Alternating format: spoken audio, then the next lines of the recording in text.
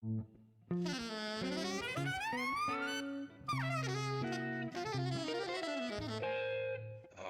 Jazz.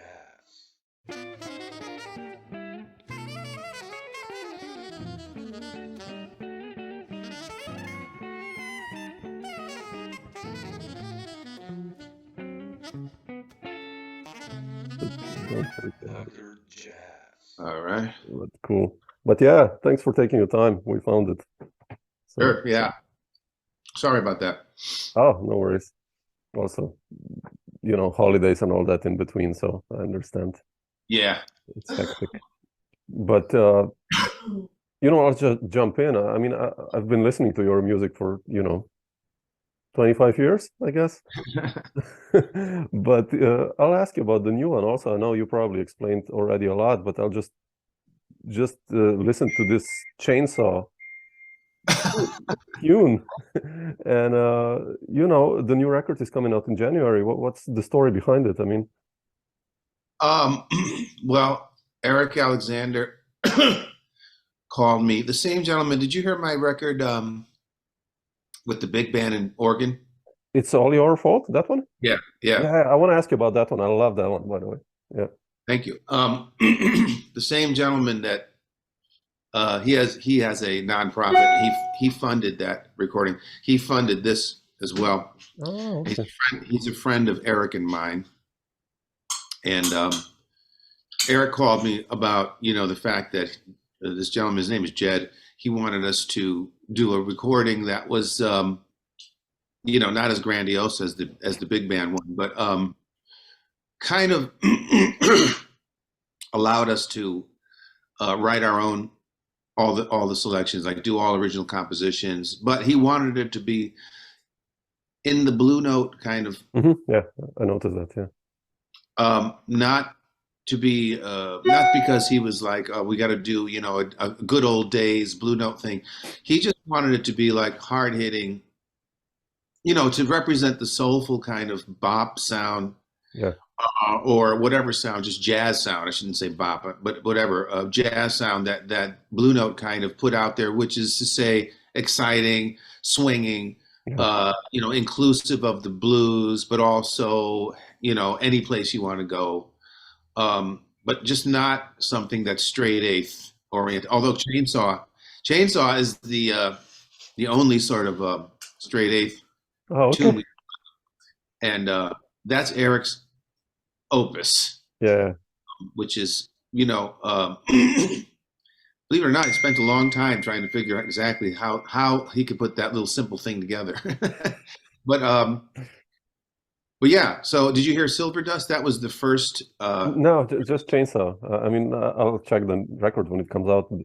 Yeah, Silver Dust was the first single. That was my tune. That was sort of based on, I don't know. It's kind of like I sit down and write little snippets at the piano every day. I'll sit down and I'll play something, and out of the clear blue, something good might come out. Man. And I'll think, yeah. And I'll think, write it down. Don't stop right now and write it down, because you won't remember it an hour from now. So that's what I do. And sometimes those little snippets remind me of somebody, and that's a big part of this next record, because my tunes are like that, and they always wind up with somebody's name incorporated. Yeah, I saw that. Yeah. And there's a tune on there for Freddie Hubbard called Hub, and there's one called Cedarland. And, these are all the people that are my heroes, but also, something about them is in here, sure. And I'm not trying to channel them or anything. I'm not sitting there, excuse me, I got a little cold. So anyways, these things come out, and you'll find that's why the record is called The Heavy Hitters. I mean, it's also reflective, we think, of the band, but sure. Mainly we were thinking about the people that are represented in so many of the tunes that are from my history. I mean, I have a long history in this music, and I've been around. These are my friends, not Horace Silver. I never was really around him, but Freddie Hubbard and Cedar and Milt Jackson, these kind of people, I was around. So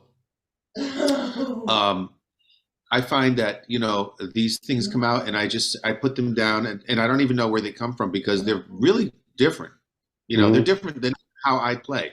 You know, it's like I don't even really play like those tunes sometimes, but but they come out and I write them down and say, you know, that I'm going to learn that and I want to play more like that. You know, That's quite cool, actually. It's weird. I don't know where it comes from, and I love it because when you're writing these original tunes for a recording, I haven't done a recording like that since the 90s, you know, when I was doing more like, you know, my own music. With Gary Old Tom and that stuff. Right. And I said, okay, well, if I got to do it, that means that gives me one advantage is that I can write soloing changes and arrangements that I really either want to play good on or already play good on, you know? Yeah. And, you know, so you go in there and it's the first time do we even have a rehearsal? We had one rehearsal for like an hour. And then you go in and you sit down and you're in the studio. You know, that's another thing because I did so many Groover Quartet dates where those dates were just the opposite. We were playing every week together, year after year after year. So we'd go and those records would be over in 3 hours. You know, we'd have a whole date, no second takes, just bang, bang, bang, bang, bang, walk out. Thank you very much. And you knew just what was going to happen and you had your routine and it was really easy and comfortable. But this was like, okay, so let's see what happens. But you know what? They still were like 1 or 2 takes. And mostly the first takes were the best ones. Oh, sure. Yeah, of course. Yeah. And it was the first time playing them. So there's kind of a cool thing about the first time you play something. You have nothing prepared. You know, you have no routine on that tune. You're not like, okay, so I can start with this and then I'll end like that. You know, there's none of that. It's just, you know, seat of the pants. Like, let's just jump in here. And if it sucks, well, I have to live with it. Definitely, yeah. And luckily, like with that, I mean, at Rudy Van Gelder's studio, that was another revisit because I haven't been there to make a piano record. Well, I did a piano record there a few years ago with Louis Nash and Christian McBride. Yeah, I love that one. Yeah, that's a good one. And that was the first time in years, though. And I had Maureen Sickler, who took over the studio. She was Rudy's assistant, Don Sickler's wife. They both took over the studio. And I had her mic the piano for that date a little bit more like Rudy used to and not as much as they do these days. And I liked it, but it didn't go far enough, you know. So this time we got close, you know. When I was listening, I was like, that's not perfect. So this time I asked her, look, I really want you to put the mics right down in the holes of the piano, just like Rudy. She goes, well, but we won't get the room, blah, blah. I said, please, just do it. And sure enough, there it was, the old Rudy, because it's the classic piano, the one that everybody played on. Wow. And mine, in that way, it's it, you know. And some people are critical of that sound to say that, you know, it kind of makes people sound the same. I say, well, whatever it is, to me, that's what I grew up on, that sound. And to me, that sounds like jazz, you know, like, and it's a soulful jazz. It's not a 21st century, super clear, separated, divided, you know, like crystal kind of jazz. It's the old, almost distorted, you know, like soulful, warm jazz that I like. To me, it's a real jazz sound, you know? So it's not a classical sound at all. And I love that about it. Rudy came up with it. He's a genius. And all I tried to do was get it, because I don't even care what people think. I want to listen to myself on that. Because my first records were like that, like the ones you spoke of, Tom Harrell. And I love that stuff. Yeah, that's beautiful. Yeah. And that's on that old piano with the Rudy Van Gelder classic sound. And it sounds great. You know, it just sounds great. Even the way the drums sound, the separation of the instruments, everything is, to me, it's perfect. In fact, I pulled out a record the other day for a record I bought in Boston for 49 cents when I was in school. It's called The Trio by Hank Jones. And it's Hank Jones, Wendell Marshall, and Kenny Clark. And it's when Rudy recorded in his parents' living room. And it sounds perfect. Yeah. I mean, even though it was 49 cent scratchy record, it still sounded better than any of the records I have from even the 90s and, you know, early this century. You know, it's just like, it's warm. There's something there that just appeals to me personally. So that's what I did, and I listened to it back, and every time I hear it, I'm just thrilled by the sound alone. I'm just like, wow, that's what it's supposed to sound like. It's fantastic, you know. So I think like the combination of those two things made the date very exciting for me. Yeah. Where do you and Eric Alexander go back to? I mean, I know you had the Groover Quartet, which I love, but I guess you go even further back, right? Yeah, so I was already, you know, like working with Milt Jackson. They were coming to see me play and stuff like that. And now, you know, I mean, of course, it's a whole different vibe with those guys. They're like my brothers. I mean, thoroughly family. So, but back then, so that's where I met Eric, and then we started playing with the organ because he had been playing with Charles Earlin. He loved the organ. So, and Peter was playing with Lonnie and Lou and stuff, so he loved the organ, and I was playing the organ again. You know, like I had sort of let the organ slide during college years. That'd be in the '70s, early '70s, and then when I got out of college, I went and sat in at this gig at Jack McDuff's gig at this place called Dudes, and my friend. Who was playing with Jim Snydero? Do you know who he is? Oh, sure, the saxophone player. Yeah, he was playing in Jack's band at the time. They had a little horn section. Dave Stryker was playing, and you know, Jim's called me and said, "Man, why don't you just come up and play a tune?" And I said, "I haven't played organ in, you know, years. I don't know. I had taken maybe 5-6 years off." And I went up and played a blues, and Jack was so enthusiastic, which he's not really. He wasn't really an enthusiastic guy in that way. He wasn't Mr. Positivity, you know. So, but he came over to me with all of this nice positivity. I said, "Okay." Well, he told me, he said, "You got to play the organ. That's it. You're a good organ player. I don't know why you're not playing the organ." So I said, "All right." So I went and bought another organ that next week, and that was the beginning of me showing people that I could play the organ, because I've been playing it since I was 10.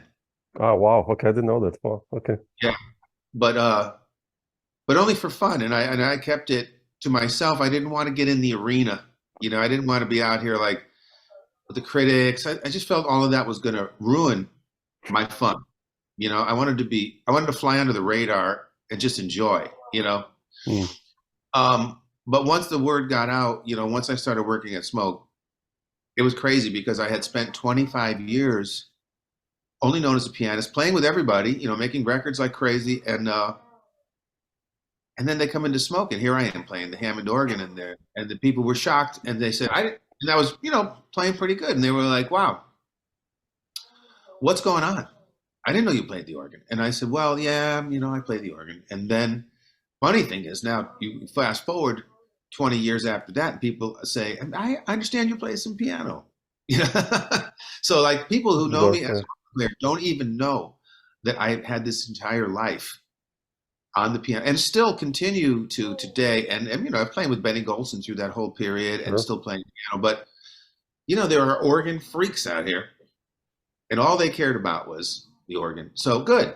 So it was funny. I never would have suspected that was a fringe benefit of going back to it. Is like, it doubled my work and my appeal around the world, really, because I never thought for a minute that would happen, and it's been a wonderful thing. So I have two different Mike LeDonnes, you know, the piano guy and the organ guy, and they're pretty different.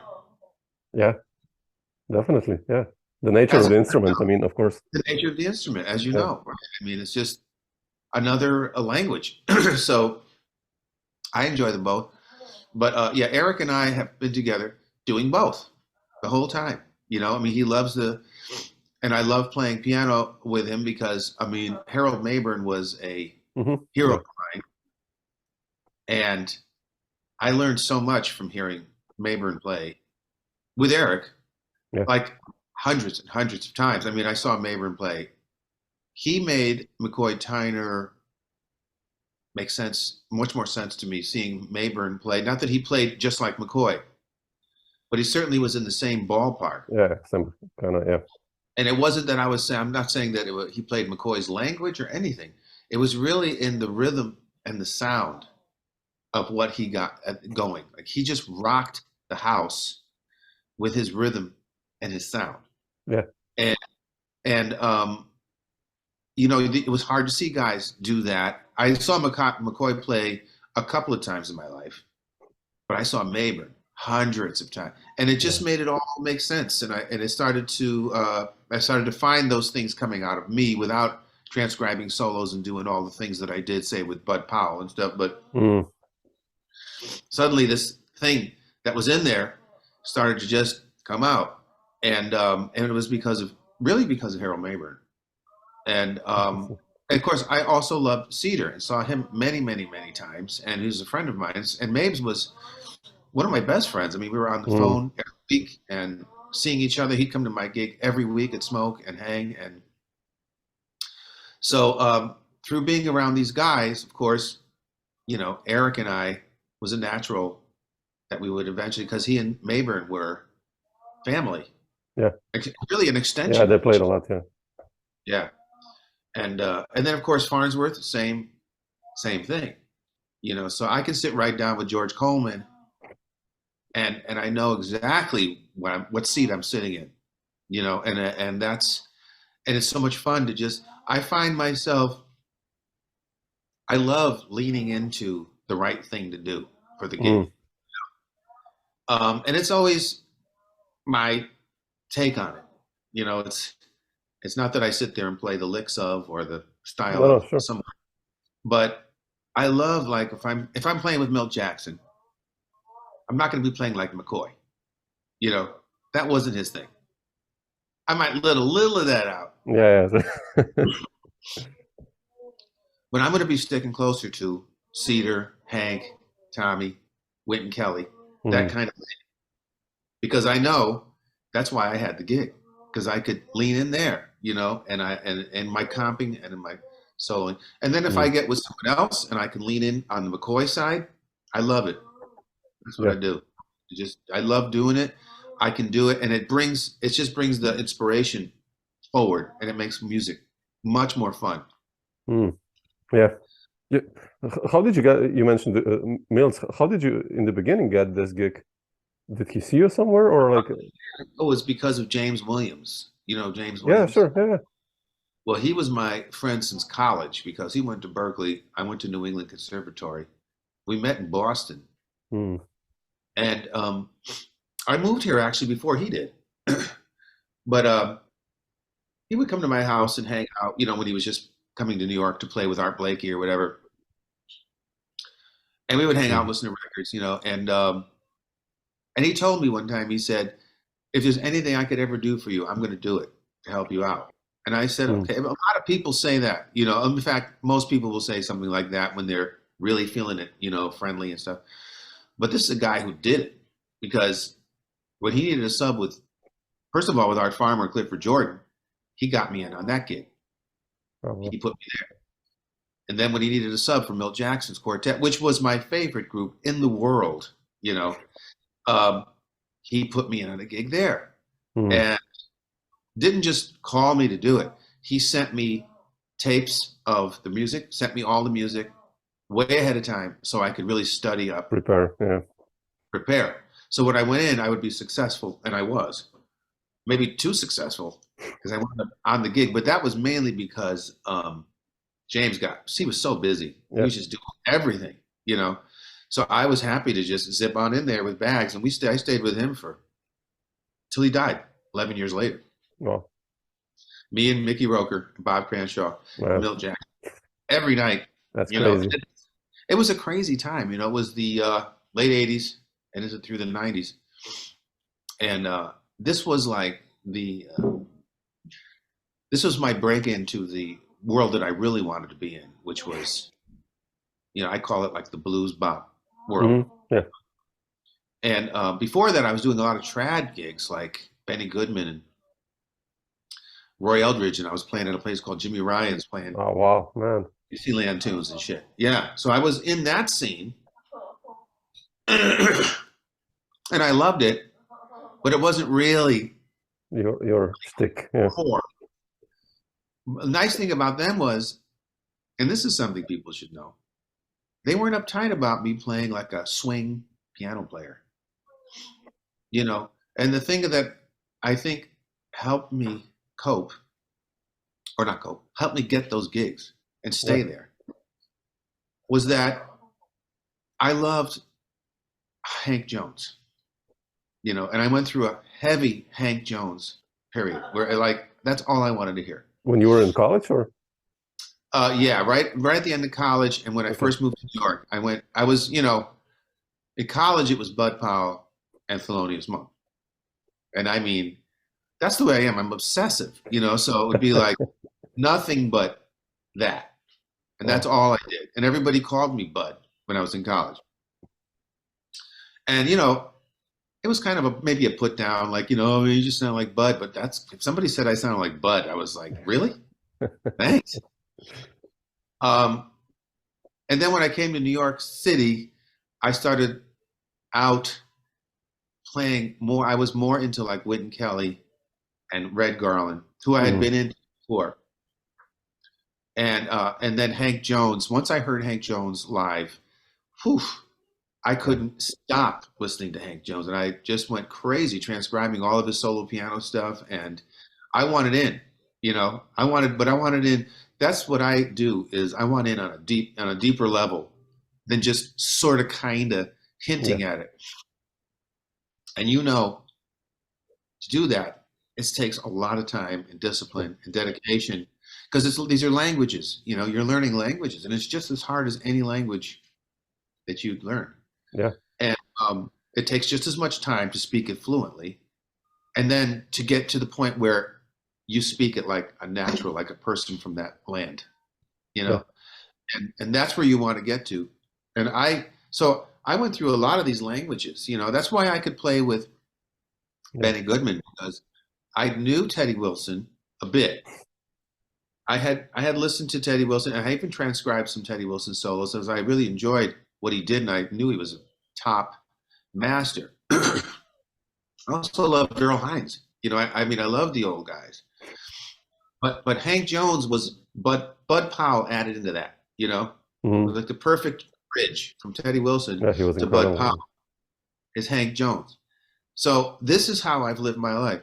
I read the situation, and I say, oh, if I do X and X and put this mixture into the pot, I think they'll like it, you know? And sure enough, they did. So, you know, this is, you know, people might say, well, what is that, man? I mean, you just going around playing like other people? That's not what but you know, I'd be an egomaniac to say I could actually play like those people. Yeah. It's just my interpretation of them. And I was in there the whole time, you know, I mean, you can't help it, you know, as much as you'd like to, you can't do it. So no, it's me just getting it in here. What do you call it? Internalizing it, digesting it, and then letting it mix together with me and come out something that I actually hear and feel, and it is something that I can use to express myself in these different situations, because there was a wide spectrum of things that I did in my life. Oh, definitely. And the only reason I was trying to be a professional jazz musician in New York City, where all these giants lived, and it was a tremendous amount of everybody here when I moved here in the late 70s. Late 70s. Okay, yeah, I wanted to ask you. Well, okay, already. All of the Ellingtonian horn players were still here. Basie original cats were here. You know, Roy Eldridge, Benny. I mean, you're talking about all of then you go into the bebop side of things, and like people like Pepper Adams were just, they weren't even working much anymore. You know, it was like a hard time for them. And you could hear Hank Jones, Tommy Flanagan, and Cedar, and Monty, and Mayburn, all them at Bradley's every week, not because it was a fantastic gig. It was because they weren't working anywhere else. They were doing, that was like a local gig you could get for a whole week, and it was just something to do, you know? Exactly. And so every week you you could go there and see the greatest and stand right next to him and this was the humbling experience of moving here, which, you know, you might have thought in college, like, well, I could really play. And then you go into New York City and go to Bradley's and you stand there for just one set and you're just like, oh my God, I can't do that. Yeah. You do it. So, but it makes you want to do it, you know, and you're just like, I'm determined, I'm going to do it. Just going to keep doing this thing. And everybody, and meanwhile, everyone's taking their pot shots at you and trying to put you down and, you know, all of that crap that I hate. The competitiveness is there as well, but not with those guys. You know, I mean, all of the older guys, they were just as accepting and wonderful and nurturing as you could ever hope for, you know? So like, you know, Jimmy Rolls used to let me sit in at Bradley's. Oh, wow, you know? man. He became one of my good friends. Wow. And Hank Jones had me sit in. I mean, imagine, you know, like Hank's playing, he's like, now we're going to have a very fine pianist. And I'd be like, no. And then he'd have to make me go play. And, but these were incredible experiences. And then, you know, I was so deeply into cedar.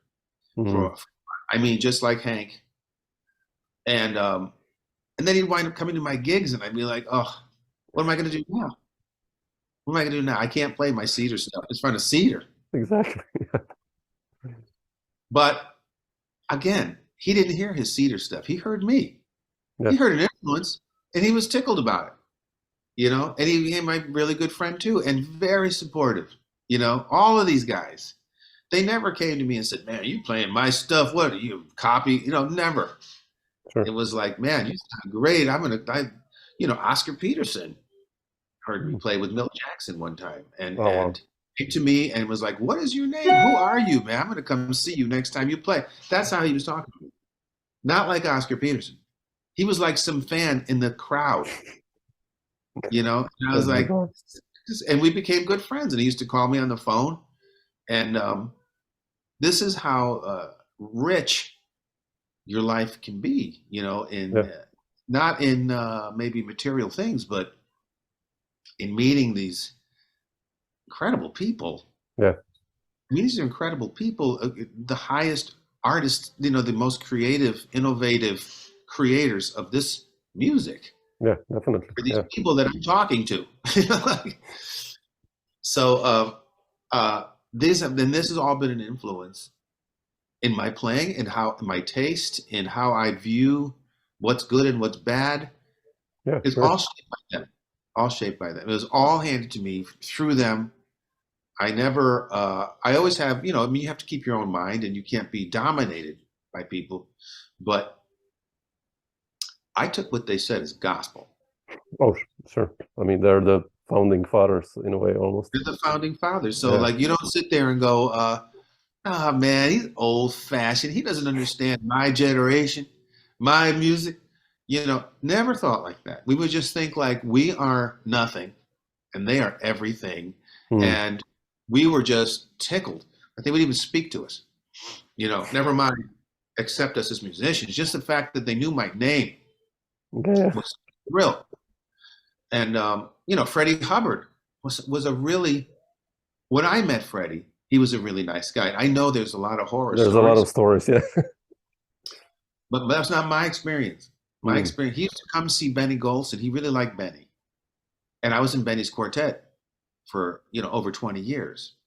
And so Freddie started hearing me play and he liked me. You know, he liked what I did, and we would start hanging out at the bar at Smoke, and then I would start seeing him places, and we were just hanging out like buddies.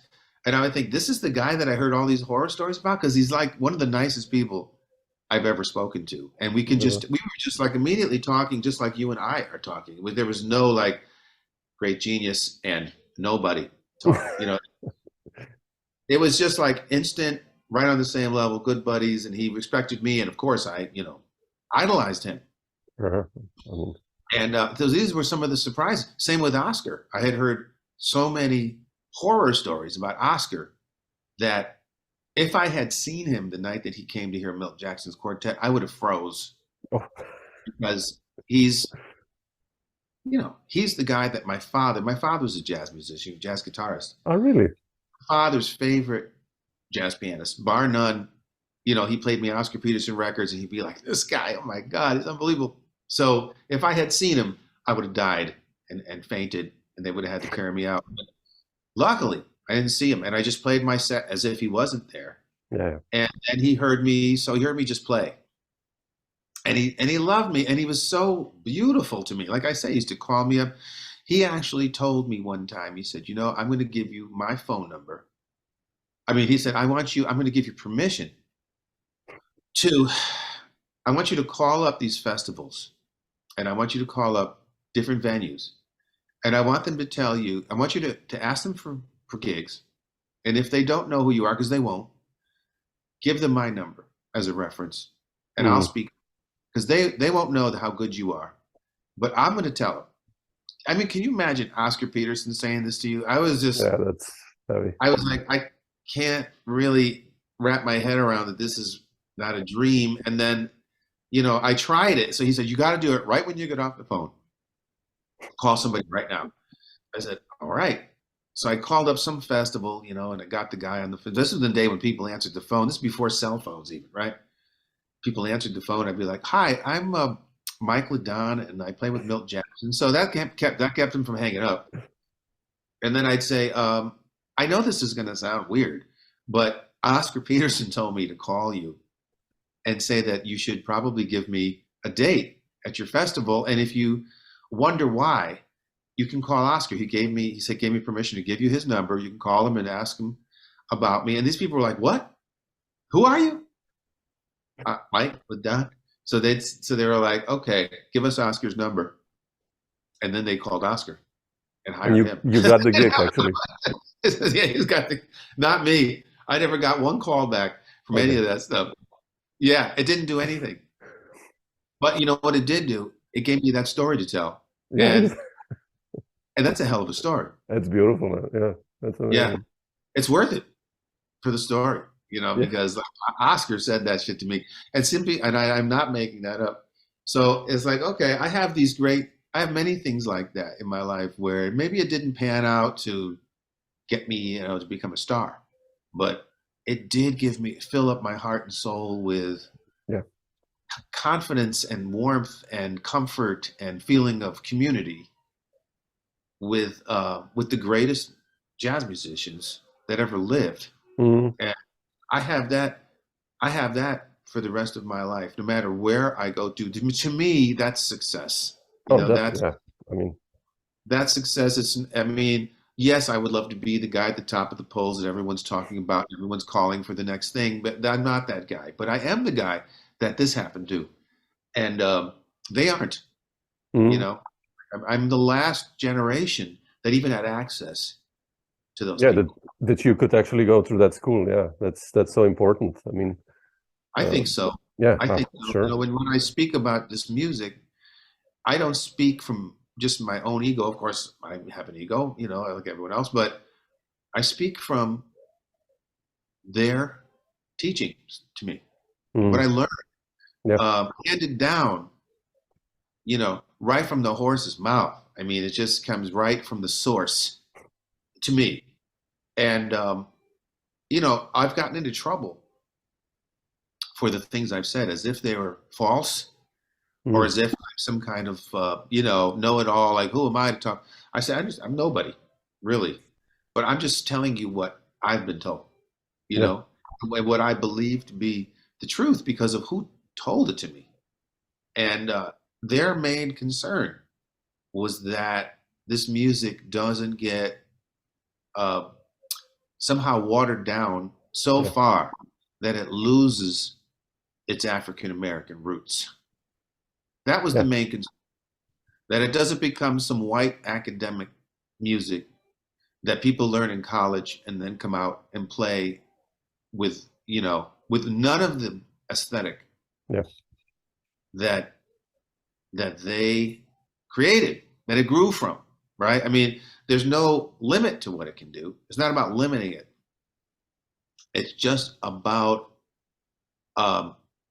keeping it real, and keeping and doing them and honoring them for all that they gave us, You know, so if you walk away, if you turn your back on swing, for instance, if you turn your back on the blues or blues feeling, let's say, you're doing them a dishonor because, believe me, I mean, I had McCoy Tyner come see me play right towards the end of his life. I did a tribute to him, and he showed up with his family. Wow, man, that's heavy. Yeah, and I'm playing all his tunes in front of him. Again, just putting myself in the electric chair, you know. But I was nervous, you know. But when I went over to his table, first thing he said, he shook my hand, he said, "I love everything you played. I love everything I heard." So I was immediately put at ease. And then he said, "Sit down." And I sat down with him and his family, and we talked. And you know what the main thing he talked about was? Two things: Duke Ellington and the blues. He wasn't saying like, man, it's got to be open and free as the sky. No, he was saying the blues is everything. And that was his main thing he liked about me. He said, "I can tell you understand the blues." That's the biggest compliment I ever got. Yeah. And beautiful. And I always tell my students that this is all McCoy talked about, blues. And that was his main, and he said that was Train's main thing too. And you can hear it. You know, you can hear it. Even in the most even on interstellar space. You can hear the blues. You know, now he's not playing blues licks, but you can hear the feeling. Yeah. That's the feeling I'm talking about. And if people ignore the blues or even try and say it's old-fashioned, so it's irrelevant, these are the kind of things I've heard. This would make these great masters turn over in their graves. Yeah, definitely. Yeah. It'd be like, you are going in so much the wrong direction, you know. So I spend a lot of my time. Oh, absolutely agree with you. You know, even now, if you put on a Grant Green record, speaking of guitar, or Charlie Christian, man, it's like I was obsessed like last year with Charlie Christian. I transcribed every solo of his, like, you know, really like even the outtakes, and you know, I learned them. Wow, man, the swing, you know, and the stuff, and the sound, the lines, even if it's just like, you know, you played with Benny, so right, you know, 8 bars in that tune, and it's swinging like crazy, and the lines are, and it's all delivered, it's all there. I know. I mean, you'll never hear that kind of thing now. Not that people have to play like Charlie Christian, but like Peter Bernstein has some of that, you know, and some players like that. You'll hear that Peter Bernstein and Ed Sherry and certain people, Dave Stryker, they have this kind of thing. But it's not even a matter of the lines, because I always say, like, the notes, they're important, you know, but the notes can be attached to any, and it can be any notes. But the main thing is like that rhythm and the sound. That's where the art is, you know. That's where your fingerprint is, you know. So you can't get away from your own rhythm and your own sound. And as hard as you may try, you can improve it, but you can't get away from it. It's like you're born with this thing, you know, in you, and you might as well just nurture it, you know, and let it come out, because that's something that I heard McCoy say, is that he was very spiritual, you know, so he believed, and I think he's, you know, I like what he says. He believed that, you know, music was just out there, like by the creator, you know, it's flowing out there right now while we're talking, right? So when you play, you're just tapping in. If you're good, if you can get to the place where you can relax enough and stop thinking enough. Yeah. And chant and let it just flow through you. And then you let it come out, whatever it is. And you don't have to worry about the notes, or if there's too many notes, or just enough notes, or too few notes, or the trendiest notes or the oldest notes. You just let whatever the hell it is come out, for better or worse. That's really what you're trying for, you know, and you're trying to just this natural flow. That's what he believed. He was like, direct contact, creator through me. I'm just a vessel, and it's just coming out the way I am, from who I am and what I am. And I try to say, like, it's just why jazz is so damn hard, because you have to learn all this theory and you have to learn all this language. And people get bogged down with the language. But what they might not focus on is that rhythm, because that's where that aesthetic is that I was talking about, and the sound. So when you hear somebody like Peter Bernstein, you hear that sound, big, fat, warm, soulful sound. He can play anything. He can play, a 3-note melody, and you're going to say, "Oh, that sounds good," And it's the same with Grant Green, and that's who he comes from, actually. Yeah, that's a good source. A lot of people might say Grant Green, he wasn't one of the greats. Oh man, like Wes Montgomery, blah blah blah. So that's missing the point. Yeah, he was Grant Green, and these are artists on such a high level. You don't compare them like they're football players, Exactly. Yeah. So, you're listening to someone's art. You just listen to it and see where they are. You like it or not? That's it. Done. End of story. Yeah. Or as Mabry used to say, case closed. just get into that. So, yeah, I mean, I really feel that a lot of people don't talk about rhythm. Mm-hmm. Dizzy said this thing that I really like, and this is what I teach my students. He said, jazz is notes attached to rhythms. Yeah. I think about that. So the rhythms are first. Then you put the notes, right? It's not rhythms attached to notes. So many people think like, okay, I can learn to sleep, right? But it's really that rhythm. You can attach any notes to that rhythm. Mm-hmm. It's the rhythm that's important. Yeah. And you can put any notes to that rhythm. These are the things that I think are not spoken about, not emphasized, and this is why academia is so screwed up. You're getting so many players that are just almost, I know it's the typical thing of older musicians to say it, but it's kind of true. They sound the same, like they. Oh man, it's true. It's. I mean, I can't tell one from the other, and eventually it turns into this kind of thing that you've heard a million times, and and it's their original tune. So it's like, wait, this is your original tune? I've heard this a million times. Yeah. I'd rather hear you just play a blues, and say something real on that, and play some shit too. Don't just putz around. Yeah. Play some shit. And these are the things that I learned from the guys I was around. They didn't want to wait for you to play some shit. You had to get to it. I remember this drummer telling me that Sonny Rollins once told him, "Did you know the way you play in chorus 5 and 6? That's how I want you to play in chorus 1." Wow. You don't get 5 and 6 to wait. You got to come right in with 5 and 6 and then go from there. Because he wanted intensity. I mean, I played with Sonny Rollins, and he was a beautiful guy. He is. He's still alive. Sure, yeah. But he's not playing anymore. But he was a sweet, nice guy. But he was an animal on the stage. Just a vicious animal.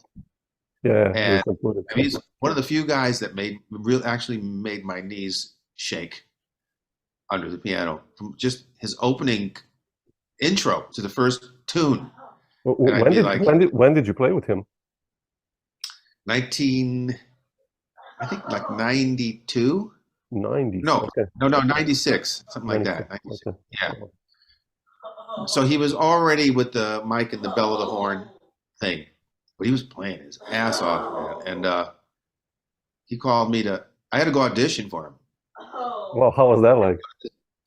That was scary. It was just, but Bob Cranshaw, who was the bass player with Milt Jackson, he played forever. He hooked me in there. He was auditioning me and Jeff Keezer and Stephen Scott. That's nice company. So I went in, and it was just me and a drummer and Bob and Sonny. And Sonny just, "Oh, how you doing, man?" And I sat down. He didn't say anything about, "Let's play this. Do you know that?" He just went into this tune.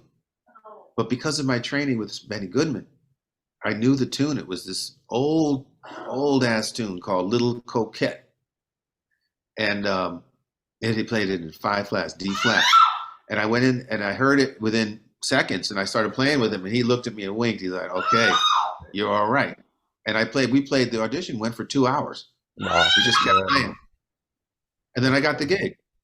And then he called me to play. The first gig was at a place out here called William Patterson College. It was a Sunday afternoon, where I teach now. And went out there, and he came right out, and this is where my knees were buckled. He came out and played Stairway to the Stars, first tune. And he played this intro that it put me in a sweat. It was just so beautiful and powerful, you know. That's the mastery that I'm talking about. You know, you don't see guys like that now that scare you. You know, they maybe sound great, but they don't scare you. This guy was scary, you know, just like Freddie Hubbard. He was scary. And you know, you just held on for dear life. Every set I was just like, please God, don't let me screw up, you know. And it was really something. I couldn't stay with him very long. I was with him for maybe, I think, three or 4 months until there was a conflict. One thing about Sonny, he wanted you available all the time. And I was still playing with Milt Jackson. And Benny, right? Or not yet? No, Benny was right after this. Right, okay. Yeah. So Milt had some tour, and Sonny wanted to rehearse for a whole week. And I said I couldn't. I was going away. And the next thing I knew, I was out. He's just, next guy, thank you very much. Sure. So it was okay because, you know, to be honest, I didn't feel ready. I wish I could play with him now, you know. Back then, I was just scared the whole time, just trying to hold my own. I did okay, you know. But what are you going to play after Sonny plays for 15 solid minutes on some tune and then gives you a solo? What are you going to do? Yeah, exactly. You can take a solo, really? I mean, I would be embarrassed to come in. I would be like, you know, no, just forget it. But, you know, you had to do it. The best thing we did, we played this one gig at the Bottom Line in New York, and he let me go first. He was merciful because he asked me, he used to call me after the gigs, but what did you think of yesterday? You know, and I'd say, well, it was cool, but yeah, I can't really solo after you, Sonny. I mean, it's just, I can't do it, you know? So then he started giving me the first solo, and that was so much better. You know, I take my like 2 little 3 choruses, thank you, get a little applause, and, you know, then Sonny would just demolish me. But yeah, but you took your, you know, I took my licking, and I saw the heights, you know, that it could be. I was right there on the bandstand with a true genius. The greats, yeah, and I had that experience many times, you know. So I mean, for years and years and years during that time, and that's what shaped how I think jazz is supposed to sound. So it's like, I guess I'm a bit of a snob, maybe, but I don't get that now when I go to see people play. They don't, that energy, that, you know, the energy is down now. I don't know. It's just not that same raw, kick-ass. I know what you mean. thing. Yeah. You know, and so that's what I love. Like, you get addicted to that.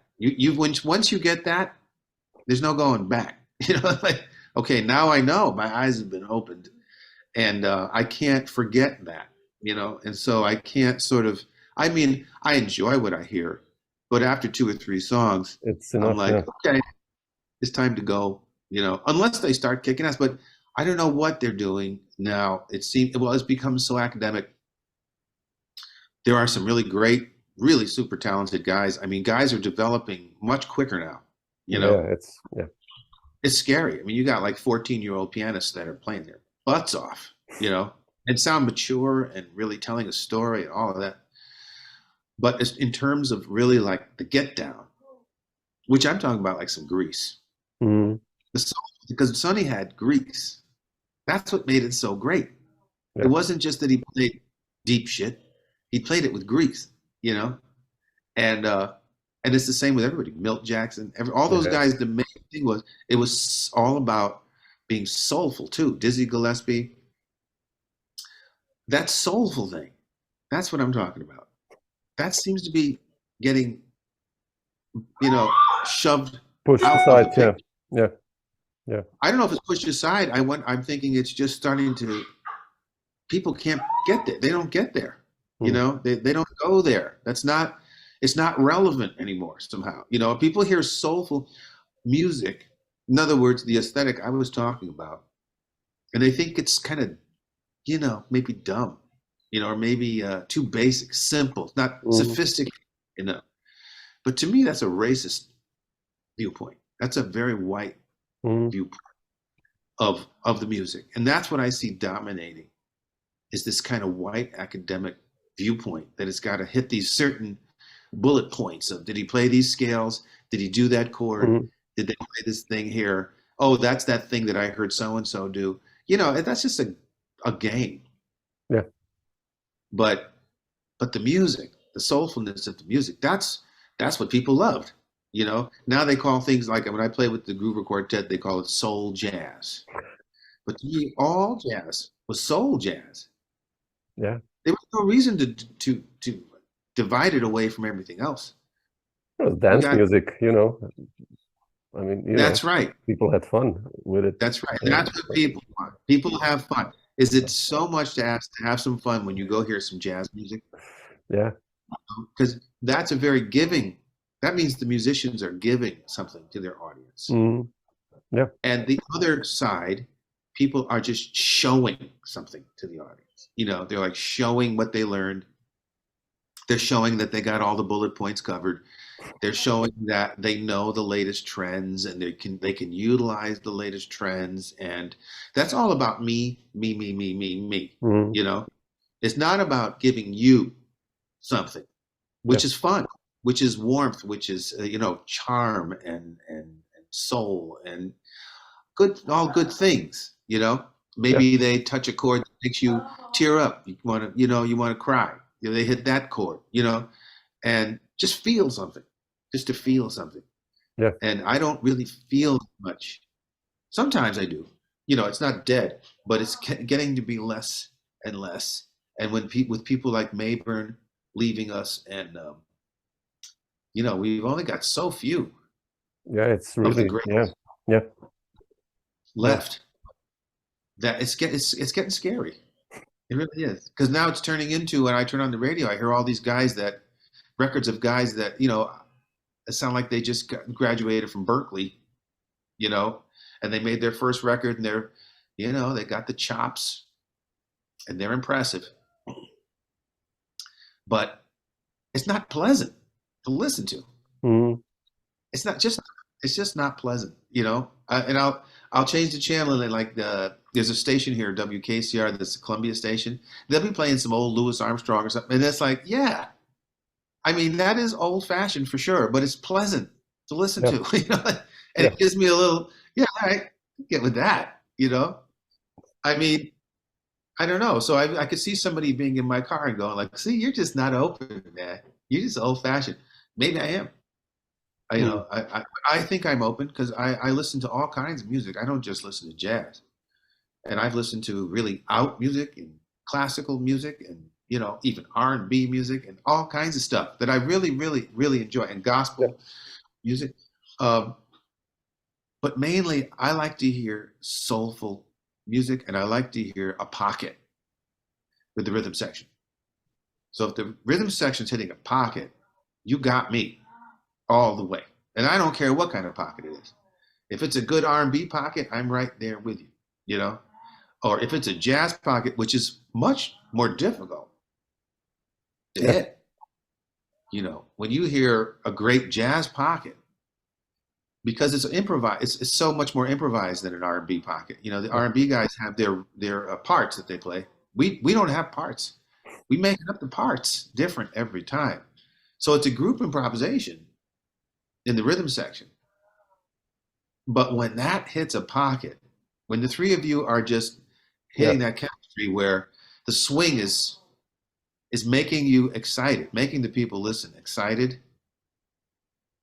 that's the best feeling in the world. There's nothing Bob Cranshaw used to say he never even wanted to take a solo. He just wanted to hit the pocket and watch people get excited. Yeah. So that's giving. That's him giving that to those people. And you got to give. That's what people come back and see you again. It's like, oh, I know what I get from that. That's why the Groover Quartet was popular for 20 solid years, every single Tuesday at Smoke, and that's not easy to, people say, oh, you must have been lucky to say that they loved you that much. They didn't love me that much, the group, the club. If I wasn't doing business, I'd have been out of there. You would not get the gig, yeah. Okay. But the point is, the people that came to hear us once came back many, many, many more times because they knew on Tuesday night they could get that feeling at Smoke, and every Tuesday they walk in and bam, they're right in the feeling they like and the hang is on and it's fun, it's a party. And I was happy to do that. I was very happy to do that for those people. Plus we played, our solos were as deep as we could. Sure. Definitely. So it wasn't like we were dumbing the stuff down and just playing, shuffle blueses. We were ripping, we'd be playing up tempos, somewhere up around 400 on the metronome, like as fast as humanly possible. People would be astounded, and then we could go into like a medium groove, and but that's what jazz is supposed to do. To me. This is just my viewpoint, but that's what I want. When I go to hear music, that's what I want. I want you to nail me with some incredible technical shit, sure, but it's always got to have a pocket. Yeah. Bags taught me that. Bags taught me that. Long as he said, even a fast, you can play impressions super fast, and there's a pocket you can hit. It's not just energy. Yeah. It's swing way up. You're way up there, but it's swinging because it's relaxed and it's floating. It's not metronomic. Yeah, but your bar, like, it's really high. Like you said, you played with, Jimmy Cobb and Alvin Queen and Mickey Roker and, younger guys like Kenny Washington and Joe Farnsworth, who are all, that's what they do. The highest possible, Right. That's what they do. And the thing that gives me hope is that there were a lot of young guys. Maybe they're not on all the records, but there's a lot of young guys hovering around, Kenny and Joe. People, because they hear the swing. When you go to Smalls or you go to those clubs in town and you hear somebody like that, I see the people react. I mean, it's like a rock concert. I mean, they're just like screaming at the end of solo, which is really great, and these are young people, like they're college kids, and they're screaming. I play at this ridiculous little place called the Cellar Dog, which is like a pool hall.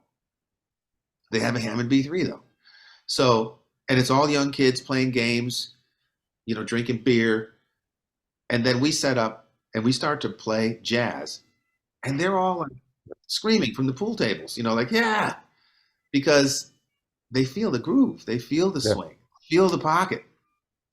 And it just goes to show that there really is no limitation. There's no dividing line between jazz and young people. None. Yeah.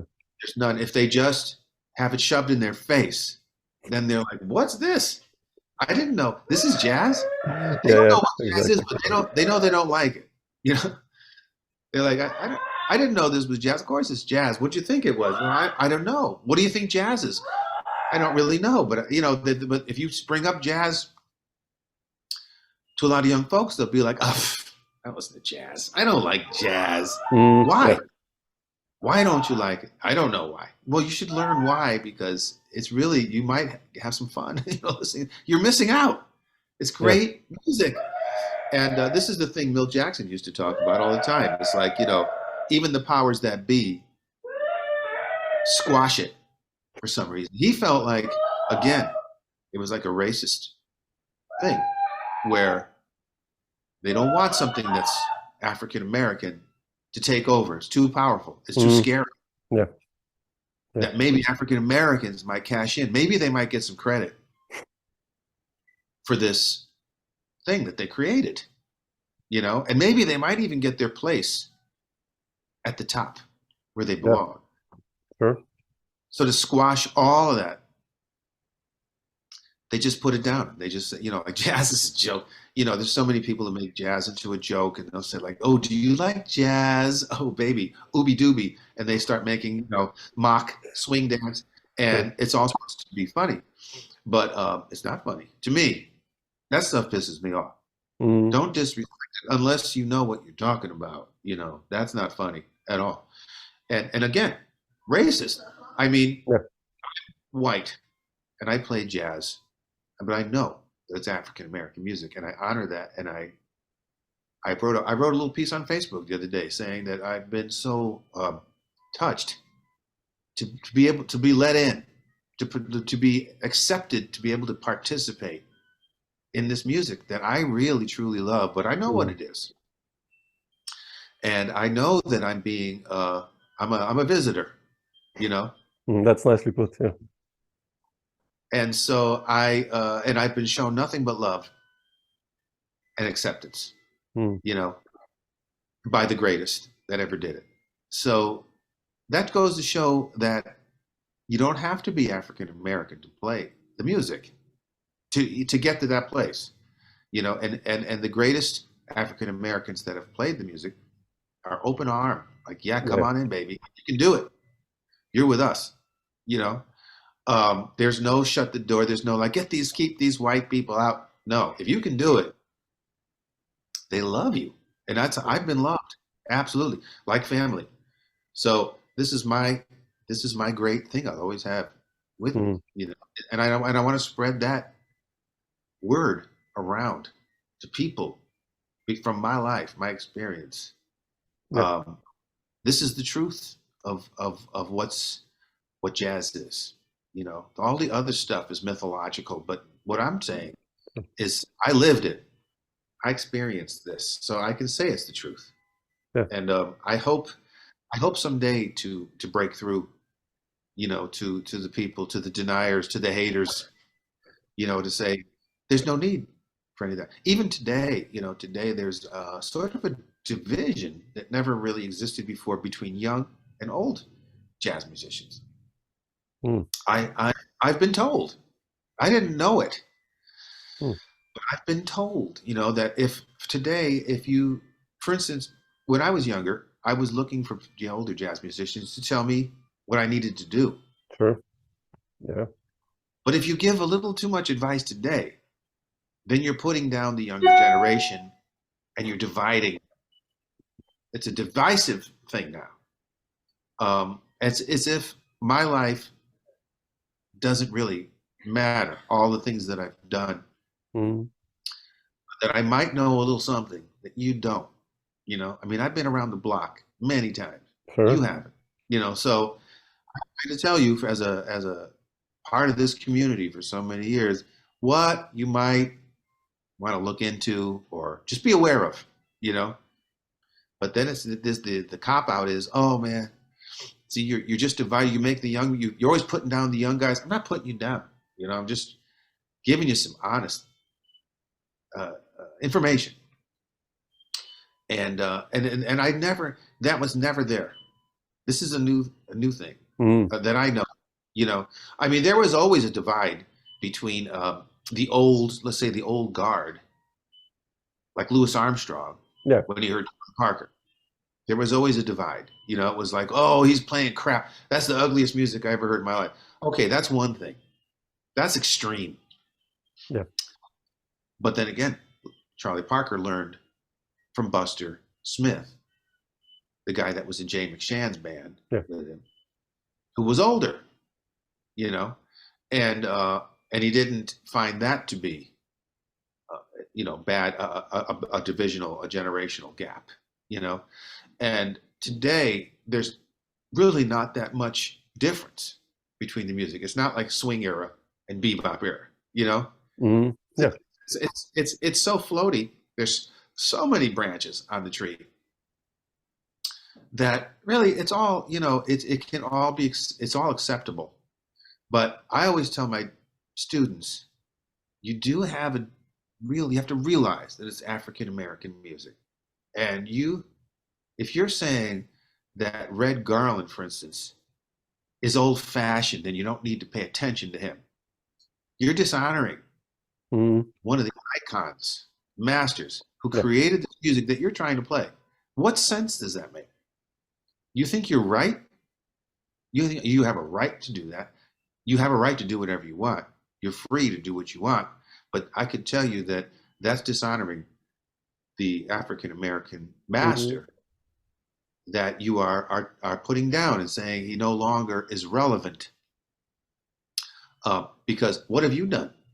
Have you done something fantastic that gives you that in the world? I don't know. Maybe you did. But this is what gets on my nerves. And believe me, I've heard it all. I've heard that exact thing. You know, that I've had a piano student listen to Red Garland, and I wanted him to listen to that swing and that sound. And he'd come back and say, "Oh yeah, I heard it. I don't want to play like that though." Like, wow. Hey, well. Anyway, I could go on forever. No, but I know exactly what you mean. You know, but you have to chew the tradition, even if you don't want to play like that. You have to go through it. I mean, that's part of the music. I would think there's no have to about it if you love the music. You will do it because you love it. Right. Exactly. That's what we did it. I mean, it wasn't like I have now wait. Exactly. My study of Red Garland this week. No. Exactly. If you heard Red Garland, you're like, whoa, I want more. It was like it became a Red Garland junkie, you know? Yeah. And it's the same with each musician that you get into. It's like you just want more and more and more. And then you want to get deeper into what they do. And it's just endless then. It's terrible, yeah. It's endless. Yeah. And I mean, okay, so that's a hard road to go down.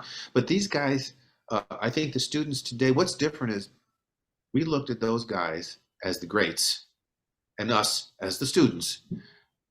Now they look at the generation, maybe one generation up from them, or maybe two generations, like somebody who's still in their 30s is the guy they want to, that's the guy they're focusing on, you know, not Red Garland. Yeah. And, you know, that seems so shallow and just like, that's very shaky ground right there. You know, you don't got any roots. You have no roots. You're just building your little house on quicksand, and it could just sink at any moment. You don't have enough. You need so much variety to play this music, right? You need all this variety in your head. Like, how do you take solos, tune after tune after tune after tune, night after night after night, without tons of places to go? Yeah. You know, and so you need to draw on everything that you can get your ears into and your hands on, you know? And that's how I've always felt. Like I need more ideas, more avenues to go down for ideas and things that will take me. I might get bored doing this one thing, you know? Yeah. I'm sort of getting stuck. Let me go over there for a minute. Let me go over here. And now I'm inspired. That's what I was saying before, you know? Now I feel inspired again. I go see Harold Mayburn for one set, and I come out of there ready to go. You know, like I'm ready. Where's the gig? Let me add it. You know, because I have tons of inspiration, and that's the kind of thing you shouldn't have to do. That's the kind of thing you should, you know, if you love want to do, you want to do it. And same like Duke Ellington. When I got into Duke Ellington, and that's a massive thing to get into because there's so many records. I couldn't get enough, you know. It's just like early stuff. Oh, it's all great. Then you get into the stuff with Sam Woodyard later. Oh, incredible. And then you get in later. You go even into the 70s with Duke, and it never ends. And you got hundreds and hundreds of records that you want to get into, and all these pieces, and they're all different. And then you're amazed, like this one guy did all this. How do you? That's superhuman, you know. It's incredible. Yeah. The knowledge of your average student of Duke Ellington is very small today, you know, and you try to point them in different directions. Okay, so you like more deep kind of, maybe you don't want the pop tunes of Duke. So listen to, you know, the Queen Suite, or, you know, listen to all his suites and his sacred concerts and start listening to, I'll try and digest that stuff, you know, because it's so expansive. There's just so much there. When Strayhorn got in there in the 60s and late 50s, Duke that shit just went crazy. So much music was just pouring out of that band. Yeah. And the band itself is so incredible. I mean, you know, I love everything But I swear, like when I just hanging out, a lot of times it's Ellington that goes on the turntable right there. Really Or it's like some Johnny Hodges record, something that people wouldn't think I'm sitting around listening to. Not listening to Joe Henderson. You know, when I'm just want to just chill, I'm putting on like Joe Hen with McCoy. You know, I love it. But like I put on some Johnny Hodges with like a strange record with, I have a record with Wild Bill Davis and Louis Hayes and Sam Jones. Mm. And it's just rocks. And then the ballads are incredible. It's just all of it. I mean, that's what I'm saying. Pleasant. It's just a pleasant experience. I put that on and I'm like happy, you know, I feel good. And what better thing can music do than make you feel good? Yeah. And take the pressure off your day, you know? Yeah, exactly. So this is what jazz can do. You know, I mean, so I'm about to make a recording in March with the Groover Quartet and a gospel choir. Oh, wow, and man. Do a lot of gospel music. And no one's ever done it. You know, they've never put like jazz organ with gospel, with the sound of a gospel choir, because it's just a natural, it's basically a big band, but with lyrics and with beautiful voices, you know? And yeah, it should be, I mean, I don't know, there's no guidebook, there's nothing to go by because there's never been done. But I'm coming up with it, and I have a really great singer working on it with me, and we've been just working on like what would work, how do we do it, how do you even approach it? It sounds good, but when you get it down to the reality, there's a lot of details, and the devil is in those details. You know, Exactly. how do you make it work for a whole, you know, cut of a record? Yeah. But this is where I'm at. These are the things I listen to. I mean, I love gospel music. I love hearing the choir. I love the words. I love the pockets. Mickey Roker and Bob Cranshaw got me into it when I was working with Milt Jackson, because they were deep in it. You know, and we'd be traveling and they'd be putting their headphones on. Listen to this. Put it right on me, and I'd listen and be like, "What is that?" You know. And so I have a huge collection of gospel music now. Oh, wow. And so I thought, man, I want that spirit with the organ. That's gotta work. Yeah, it's gonna be beautiful. Yeah. So that's something different. You know what? Nobody will say it's something different. I bet when it comes out, they'll just be like, "Yeah, it's cool." You know, it always happens to me. I think like there's something I'm doing that's different. No, sorry, but I don't care, because I can take it home and I can listen to it and I can say, exactly. "Damn, it sounds good. Man. I like it. I like it." That's anyway, cool. That's cool. All right, my friend. I think Mike, yeah, man.